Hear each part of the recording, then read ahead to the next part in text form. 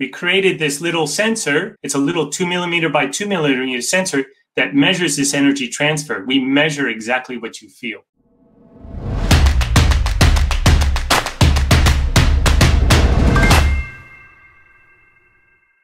So we're probably all a little bit too familiar with this slide, right? Everyone has been getting their temperature checked, looking for COVID, our unwanted visitor for the last year and a half, almost 2 years now. But imagine if we had clothing that could have detected our temperature for us, or we could detect some of these things, and the world might actually be a different place right now if we could think of smart clothing or smart devices. Well, you don't have to imagine too much because we have it. Let me see. Is my slides moved? Ugh. Excuse me.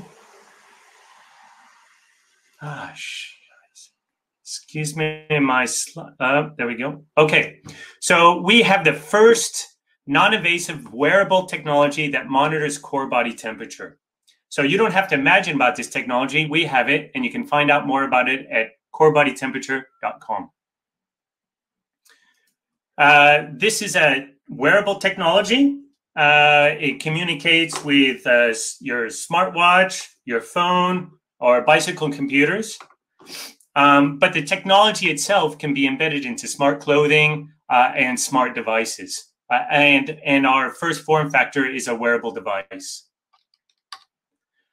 This wearable device, our core sensor, is quickly being adapted by athletes and for training and competition as one of the very predominant first use cases.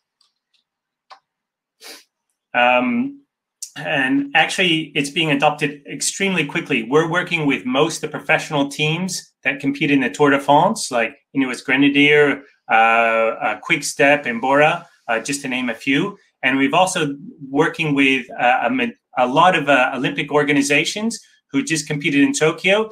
And our athletes we were working with, we won gold medal in the men's road race, the women's road race, the triathlon, and many other events. I think someone counted up today 22 medals. And you can actually see Richard Carapaz winning the gold medal, and you can see our core sensor right on the arm if you go back and look at him crossing the line. So that was a great opportunity for us, or a great show of the usefulness of this technology. There's lots of reasons to use this technology, but why are all these professional teams want to monitor core body temperature?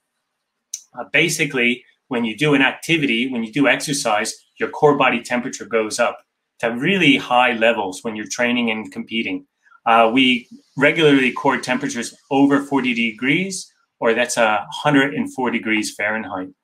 And what happens is your core body temperature goes up, your performance goes down. And that's why so many of the athletes and teams are interested in this technology as the earlier or first adopters. So again, monitoring core body temperature has a lot of uses, not only for sports, which is our first use case in our form factor, but we also have use cases for the medical field, workplace safety, and general health and well-being. But a lot of people say, why do we want to monitor core body temperature? Or how does it work? Or we all understand temperature. And I want to leave you something today, or kind of educate something. So I know I have a volunteer lined up today, and I want to talk about temperature. So Manon, yes. You all understand temperature, correct? Yes. Right? I believe so. Everyone from a little kid. So, and everyone else, you can participate also. I want you to hold out your hand. Just hold out your hand. I'm watching some of the other people, see if you can do it too. Now, we all know temperature, so I want you to tell me what the temperature is. What's the air temperature around your hand? I have no idea. You have no idea, but you said you know temperature. So I want to do, let's go to the next example. So do we really understand temperature? So I want you to touch two different types of materials, like a metal leg on your chair or desk, and the wooden thing. So kind of two different things. Preferably, I'm going to use a piece of metal and a book. So And I want you to say which one's warmer and which one's colder. The metal iMac is colder. Is colder. Okay. But since they're both sitting in the room and not powered and things like that, the actual answer is they're both exactly the same temperature. So what it is, as humans, we actually don't feel temperature, we feel energy transfer. And that's why it's hard to say what the temperature is instead of, but we can feel what one feels warmer and one feels colder, even though they're exactly the same temperature, because the metal's pulling more energy out of me. So in Switzerland, we created this little sensor. We have different size versions. It's a little 2 millimeter by 2 millimeter sensor that measures this energy transfer. We measure exactly what you feel. And how we use it is because if you understand the energy transfer, then you can figure out the energy source, which is your core body temperature. It's been a hard problem to solve.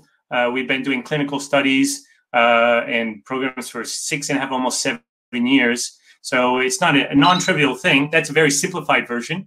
But it's something to think about in temperature, and it's a very hard problem. So I hope you learned a little bit there. And now we're going to go on to the next one. What are my notes saying? Here we go. Where we go. But this technology has other usages. We also, which might be pertinent to this crowd, is we also use this the sensor to measure. Actually, it started its primary uses in the laser industry. It's actually up on the International Space Station now, measuring energy transfer. But we also using it to measure the abilities of clothing for their thermal properties, heating and cooling in real-world conditions. The photo I have here is actually what we did with the Norwegian triathlon team in Barcelona, where we were testing different triathlon suits to optimize them for the Olympics, because we were balancing aerodynamics to cooling abilities, because the cooling was such a predominant important factor in Tokyo Olympics. So the testing seemed to work. Christian won the gold medal, so we were quite happy with that. And with our sensor, we helped them select the ideal suit. So we had a small contribution to there. So I know I was supposed to keep this short. Hopefully it wasn't too quick and you got a rough idea. But we do have this technology. It's available now. And it integrates, like I said, with most of the existing data ecosystems. So there's nothing new to create. It already works with the smartwatches and smartphones and records into there. We've created a new industry standard on the ANT Plus profile. And we use an existing BLE profile. So it's a wireless communication device. But again, this technology can be embedded into smart clothing or wearable devices that something looks like this. So I'm open for questions or whatever is next. So, yeah.